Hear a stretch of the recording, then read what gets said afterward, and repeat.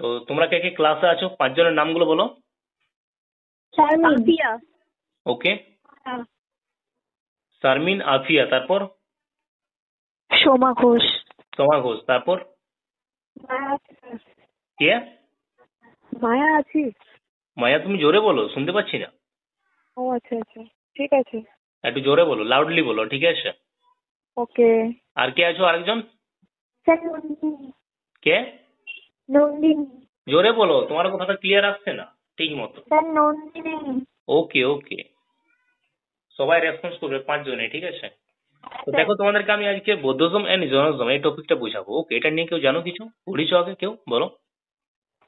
না স্যার, তোমাদেরকে আমি আমি এটা কি টপিকটার বুঝিয়েছি? নামই বুঝলাম না, আরেকবার বলবেন? বৌদ্ধ ধর্ম এবং জৈন ধর্ম। হ্যাঁ স্যার, শুনেছি এর আগে। মানে শুনেছো, পড়েছো কেউ এটা নিয়ে কেউ? বৌদ্ধ ধর্ম আর জৈন ধর্ম মনে নেই। মনে নেই? এটার কি ক্লাস করিয়েছি তোমাদেরকে আমি? না না, করেন। এটা নোট লেখা আছে তোমাদের কারো? না না কারো তো নেই।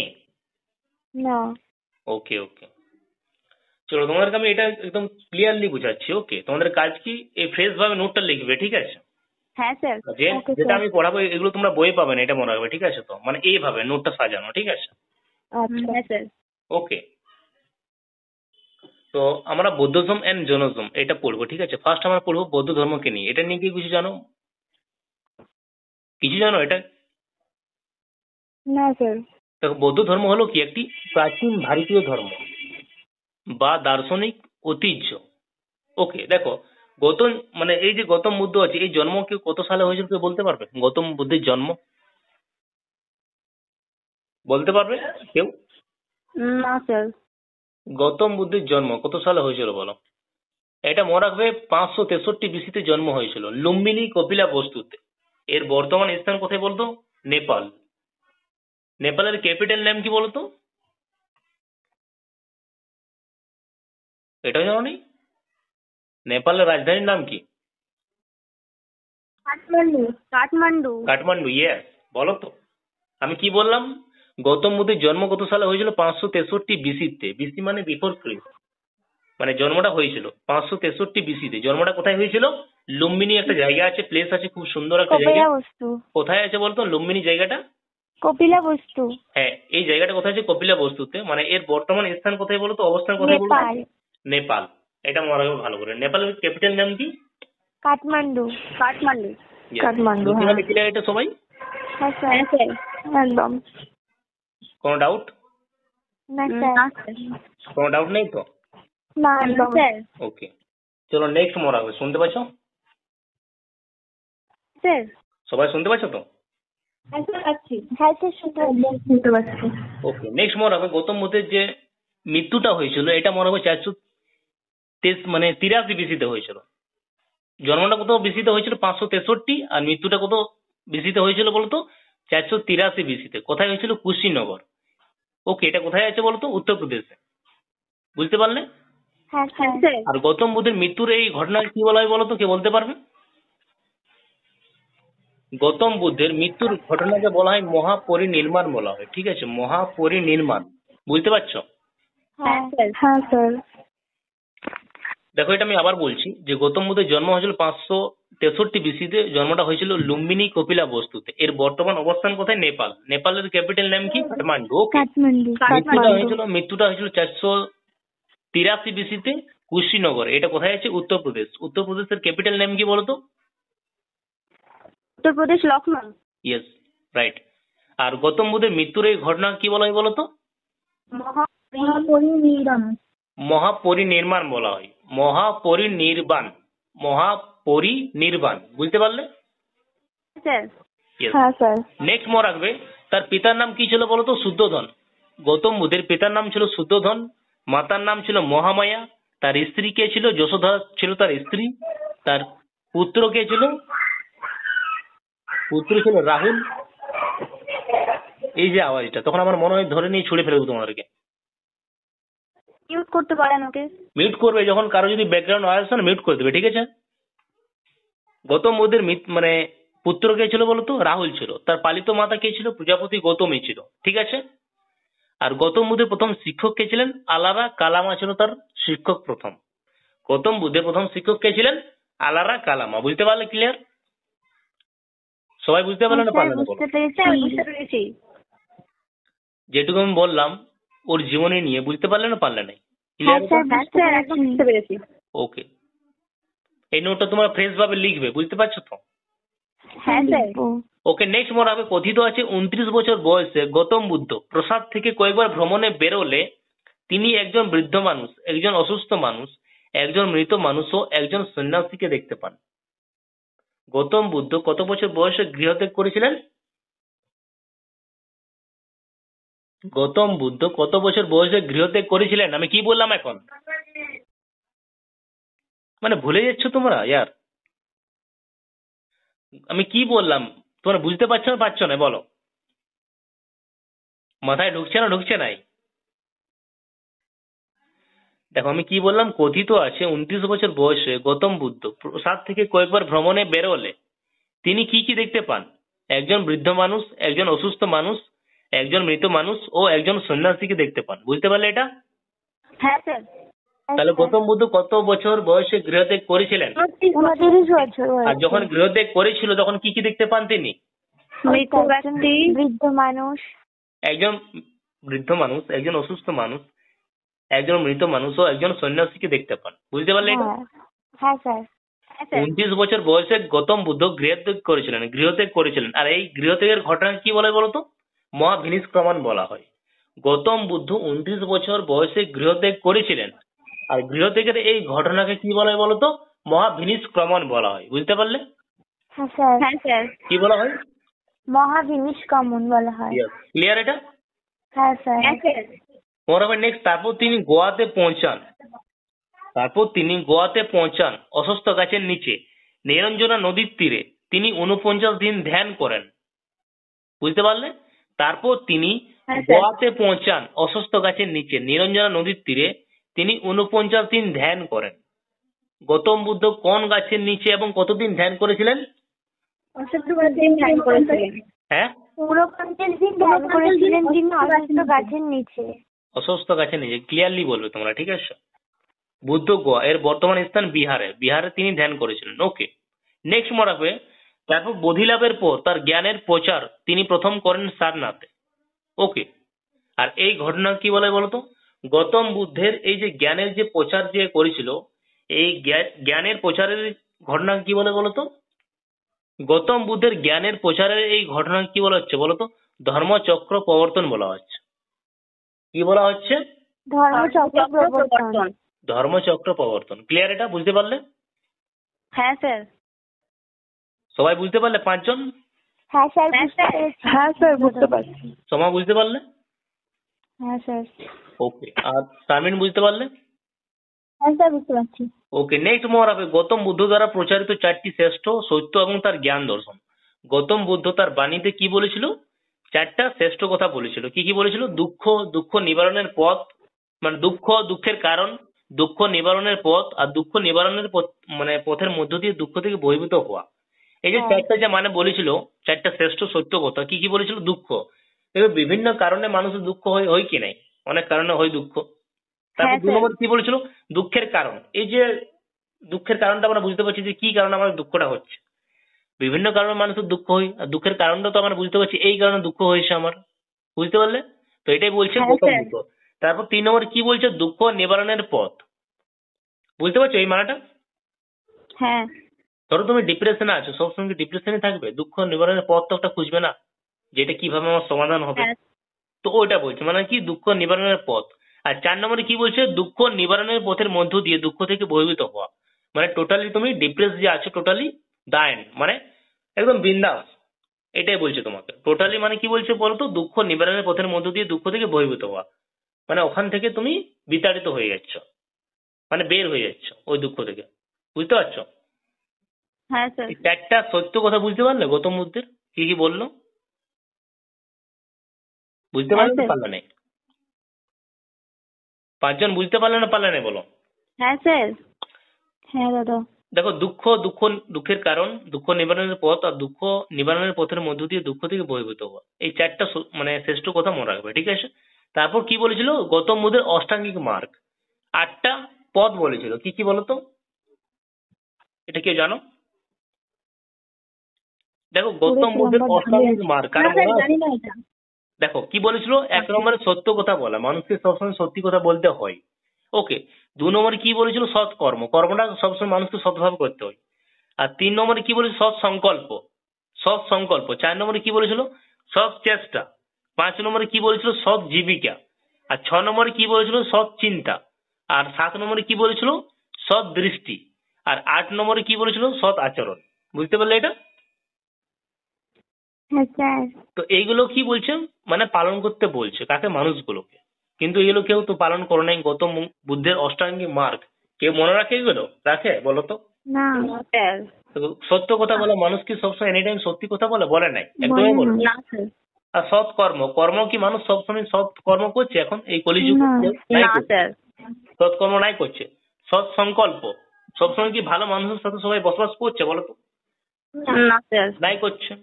4 নম্বরে কি বলছি, সৎ চেষ্টা, সৎ চেষ্টা, চেষ্টা ট্রাই, সবসময় কি সৎভাবে করে সবাই চেষ্টাটা? এক ধ্যানে না করে স্যার। সবসময়? না স্যার। নাই করে। 5 নম্বর সৎ জীবিকা, জীবনযাপন মানুষকে সৎভাবে করতে বলছে। ওকে। আর কি 6 নম্বরে সৎ চিন্তা, এই যে চিন্তা ভাবনা মানুষের কি সবসময় সৎ আছে মাইন্ডে? না না স্যার। স্যার। অনেক তো নেগেটিভিটি ঘুরে না মাইন্ডে, ঘুরে কি নেই ঘুরে? হ্যাঁ স্যার। পজিটিভলি ঘুরে আমাদের মাইন্ডে, ভালো ভালো কথাবার্তা সবসময় থাকে মাইন্ডে। না স্যার। এটাই বলছে, সৎ চিন্তা করতে বলছে গৌতম বুদ্ধের বাণী, এটাই বুঝতে পারছো? আর 7 নম্বরে কি বলছে, সৎ দৃষ্টি। চোখটা আমাদের কি সবসময় সৎ ভাবে থাকে? চোখে আমরা অনেক না। কিছু দেখি, খারাপ ভালো দেখি কি না নেই? স্যার। তো আমরা কোনটা বেশি দেখি, খারাপটা দেখি না ভালোটা দেখি? কোনটা দেখতে বেশি ভালো লাগে? খারাপটাই সব থেকে দৃষ্টি আকর্ষণ করে বেশি। ইয়েস, একদম রাইট, অ্যাবসলিউটলি কারেক্ট। তো 7 নম্বরে কি বলছে, সৎ দৃষ্টি। আর 8 নম্বরে কি বলছে, সৎ আচরণ। এই যে মানুষকে বিহেভিয়ার, মানুষকে সবসময় কি বলছে, সৎভাবে করতে বলছে আচরণটা। বুঝতে পারলে এটা? তো এইগুলো তোমরা পালন করবে, বুঝতে পারলে? যেগুলো বললাম আমি, ঠিক আছে? বুঝতে পারছো তো? পালন করবে তো এগুলো সবাই? হ্যাঁ স্যার। ঘন্টা করবে তোমরা, কেউ করবে না। করবো স্যার। এগুলো পালন করবে, ঠিক আছে? হ্যাঁ স্যার করবো। দেখো এটা একটা জ্ঞানের একটা মানে কি কিছু টপিক হচ্ছে, বুঝেছো? এখান থেকে দেখবে অনেক কোশ্চেন আসে, বুঝতে পারলে? ক্লিয়ার এটা, বুঝতে পারলে? হ্যাঁ স্যার বুঝতে পেরেছি। নেক্সট মনে রাখবে, ত্রিপিটক একটা আছে, মানে বৌদ্ধ ধর্ম যে গ্রন্থ আছে না, বৌদ্ধদের ধর্মগ্রন্থের নাম হচ্ছে ত্রিপিটক। এটা মনে রাখবে। গৌতম বুদ্ধ নিয়ে আমরা পড়লাম, এরপর মনে রাখবে নেক্সট, এই যে বৌদ্ধদের ধর্মগ্রন্থের নাম কি বলতো? ত্রিপিটক। ত্রিপিটক পালি ভাষাতে লেখা আছে, বুঝেছো? পালি ভাষাতে এটা রচিত আছে। কোনটা? বৌদ্ধদের ত্রিপিটক। ধর্মগ্রন্থটা পালি ভাষাতে রচিত আছে। এটা হচ্ছে কি, বৌদ্ধ ধর্মগ্রন্থ। 3টি অংশের মধ্যে একটি যা ত্রিপিটক। তো 3টা বই আছে, সেটা হচ্ছে ত্রিপিটক, বিনয় পিটক, সূত্র পিটক এবং অভিধর্ম পিটক। অভিধর্ম পিটক। 3টা বুক যখন অ্যাড হয়ে যাবে একসাথে, তখন হয়ে যাবে ত্রিপিটক। বুঝতে পারলে? বৌদ্ধ হ্যাঁ, ধর্ম, স্যার। বৌদ্ধদের ধর্মগ্রন্থের নাম হচ্ছে কি ত্রিপিটক। এটা কোন ভাষাতে রচিত আছে? পালি ভাষাতে লেখা আছে, তাই তো? তো এটা 3টি অংশের মধ্যে একটি যা ত্রিপিটক। 3টি অংশ কি কি বলতো? সুপ্ত পিটক, বিনয় পিটক আর অভিধর্ম পিটক। অভিধর্ম পিটক। 3টি বই যখন একসাথে অ্যাড হয়ে যায় তখন কি হবে? ত্রিপিটক। এটা কোন ভাষাতে লেখা? পালি ভাষা। কালী ভাষাতে লেখা। ইয়েস। দেখো বৌদ্ধদের ধর্মগ্রন্থের নাম হচ্ছে কি ত্রিপিটক। তোমরা মুসলিমদের কি ধর্মগ্রন্থের নাম? কোরআন। কোরআন। কোরআন। এটা কোন ভাষাতে লেখা আছে? আরবি ভাষায়। আরবি। তোমরা পড়ো কি কেউ কোরআন? হ্যাঁ স্যার পড়ি। আরবি পড়তে পারো তুমি? হ্যাঁ স্যার পারি আমি। বাহ, খুব ভালো। এই যে হিন্দুদের ধর্মগ্রন্থের নাম কি? বেদ। বেদ। এটা কোন ধর্মগ্রন্থ লেখা? মহাভারত, রামায়ণ, না, না। মহাভারত, গীতা সব থেকে হচ্ছে গীতা। গীতা। আমার অনেক আছে বুঝছো, রামায়ণ, মহাভারত, গীতা, এগুলো হচ্ছে কি আমাদের ধর্মগ্রন্থের নাম, বুঝেছো? এটা কোন ভাষাতে লেখা আছে বলো তো? গীতা বলো। সংস্কৃত। সংস্কৃত, অ্যাবসলিউটলি কারেক্ট, একদম রাইট। এই যে জৈন ধর্ম, এই যে জৈন আছে, জৈন ধর্মগ্রন্থ, এর নাম কি? জৈনদের ধর্মগ্রন্থের নাম কি জানো? এটা বলবো আমি যখন জৈন ধর্মটা পড়াচ্ছি, তারপর বলবো এটা, ঠিক আছে? হ্যাঁ স্যার। ওকে, এটা বুঝতে পারলে ক্লিয়ার? হ্যাঁ স্যার হ্যাঁ, বুঝতে স্যার। পেরেছি। কোন ডাউট? না না স্যার। স্যার। ওকে। এই যে বৌদ্ধ ধর্মগ্রন্থ আরো অনেক আছে, ঠিক আছে? তো ওগুলো তোমাদেরকে আর আমি বলছি না, ওকে? নাহলে ক্লাসটা আরো বড় হয়ে যাবে, ঠিক আছে? যেগুলো আমি বললাম হ্যাঁ, ওগুলো এক্সামে আসে, ঠিক আছে? তো আরো অনেক আছে। প্রথম বৌদ্ধ সম্মেলন কত সালে হয়েছিল? দ্বিতীয় বৌদ্ধ সম্মেলন হয়েছিল, তৃতীয় বৌদ্ধ সম্মেলন হয়েছিল, চতুর্থ বৌদ্ধ সম্মেলন হয়েছিল, এগুলো বলছি না আর, ঠিক আছে? হ্যাঁ স্যার। নেক্সট মনে রাখবে স্যার গৌতম আমার কথা বুদ্ধের শুনতে পাচ্ছেন? কি? আমার কথা শোনা যাচ্ছে? হ্যাঁ অবশ্যই। কে বলছো তুমি? সোমা ঘোষ হ্যাঁ বলছি। অবশ্যই শুনতে পাচ্ছি তো, তুমি বলো। বুঝতে কি পারলে না বলছি, বুঝতে পারো? গৌতম বুদ্ধের মৃত্যুটা বললেন না, তারপরে তার পিতা মাতা ওইখানটা একবার বলবেন? এটা টোটালি রেকর্ড হয়ে গেছে, ঠিক আছে? যখন আমি এটা ইউটিউবে পোস্ট করবো তখন তোমরা এটা শুনতে ভালো করে পারবে, ঠিক আছে? নোটটা তোমরা লিখবে ফ্রেশ ভাবে, ঠিক আছে? আমি তা আবার বলে দিচ্ছি স্যার। যে গৌতম বুদ্ধের কি বললে কোশ্চেনটা তুমি বলো তো। তার পিতার নাম ছিল শুদ্ধোধন, তার মাতার নাম ছিল মহামায়া, স্ত্রী ছিল যশোধরা, তার পুত্র ছিল রাহুল, একমাত্র পুত্র তার রাহুল ছিল, তার পালিত মাতা কে ছিল? প্রজাপতি গৌতমী ছিল। আর গৌতম বুদ্ধের প্রথম শিক্ষক কে ছিলেন? আলারা কালামা। বুঝতে পারলে? আচ্ছা ঠিক আছে। হ্যাঁ স্যার। সোমা বুঝতে পারলে? সোমা ঘোষ। হ্যাঁ দাদা। ওকে, নেক্সট মনে রাখবে গৌতম বুদ্ধের 5টি সিম্বল। তার 5টি সিম্বল ছিল, কি কি বলতো? তার জন্মের সিম্বল কি ছিল বলতো? হাতি পদ্ম ষাঁড় ছিল। গৌতম বুদ্ধের জন্মের সিম্বল ছিল হাতি পদ্ম ষাঁড়। তার গৃহত্যাগের সিম্বল কি ছিল? গৃহত্যাগের সিম্বল কি ছিল বলতো? ঘোড়া। ঘোড়া ছিল তার গৃহত্যাগের সিম্বল। গৌতম বুদ্ধ কত বছর বয়সে গৃহত্যাগ করেছিলেন বলতো? 29 বছর বয়সে। Yes, এটা মনে হবে ভালো করে। তার মনে হবে এই ঘোড়াটার নাম এক্সামে আসে বারবার। কন্টক নাম মনে হবে ঘোড়াটার নাম। গৃহত্যাগের ঠিক সিম্বল আছে কি ছিল? স্যার। ঘোড়া। ঘোড়াটার নাম কন্টক মনে রাখবে, ঠিক আছে? কন্টক, হ্যাঁ। কন্টক। তার জ্ঞান প্রাপ্তির সিম্বল কি ছিল বলতো? গৌতম বুদ্ধ কোন গাছের নিচে 49 দিন ধ্যান করেছিলেন? অশ্বত্থ গাছের। বোধি ট্রি, অশ্বত্থ যেটা বলে গাছ। ইংলিশে বোধি ট্রি, অশ্বত্থ গাছ। ওকে। তার ধর্ম প্রচারের সিম্বল কি ছিল বলতো? চাকা ছিল। তার মৃত্যুর সিম্বল চাকা। কি ছিল বলতো? স্তূপ। স্তূপ ছিল মৃত্যুর সিম্বল। ক্লিয়ার এটা বুঝতে পারলে? হ্যাঁ হ্যাঁ স্যার। স্যার। কোনো ডাউট? না না স্যার। স্যার। ওকে, বুঝতে পারছো না পারছো না?